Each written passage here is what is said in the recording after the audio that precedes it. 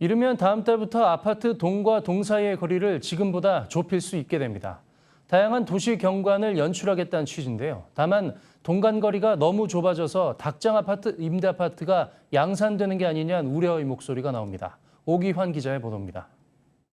수원시 정자동에 있는 한 아파트. 아파트 동과 동 사이가 지나치게 좁아 건너편에 사는 집안이 훤히 들여다보일 정도입니다.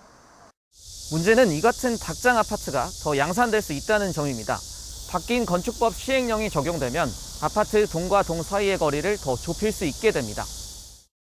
현행법상 아파트 동간 거리는 높은 건물 높이의 0.4배, 낮은 건물 높이의 0.5배 중에서 먼 거리로 정해집니다. 각각 80m와 30m 높이의 아파트라면 80m의 0.4배인 32m의 동간 거리를 둬야 합니다. 그러나 법이 바뀌면 낮은 건물을 기준으로 하게 돼 그 거리가 15m로 줄어들 수 있습니다. 다양한 아파트 경관을 만든다는 취지지만 동과 동 사이의 거리가 가까우면 일조나 조망, 사생활 침해 등의 문제가 생깁니다. 지난해 집계된 환경 분쟁 신청 건수 중 일조건 분쟁은 12%로 소음 다음으로 많았습니다. 부작용뿐만 아니라 실효성 논란도 제기됩니다.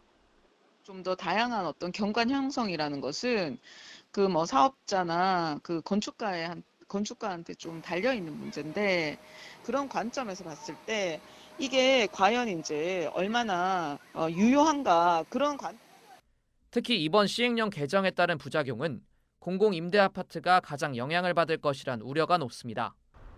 정부가 주택공급 대책 달성을 위해 공공임대 공급을 쏟아냈는데 동간거리 단축으로 공급 물량을 더 늘릴 수 있기 때문입니다. 민간 아파트는 소비자의 선택을 받아야 해 일정 수준의 쾌적성을 유지해야 하지만 공공임대 아파트는 주거의 질보다 공급되는 가구 수에 무게를 둘 가능성이 높습니다. 간격들이 좁아진다는 얘기는 사업성을 높일 수 있다는 거거든요. 법이 허용하는 범위 내에서 빽빽한 건물을 배치할 수밖에 없다는 거죠. 정부는 주택 공급 확대 효과도 기대하는 눈치지만 정작 아파트에 입주할 수요자들의 반응은 냉담할 것으로 보입니다. 머니투데이 방송 오기환입니다.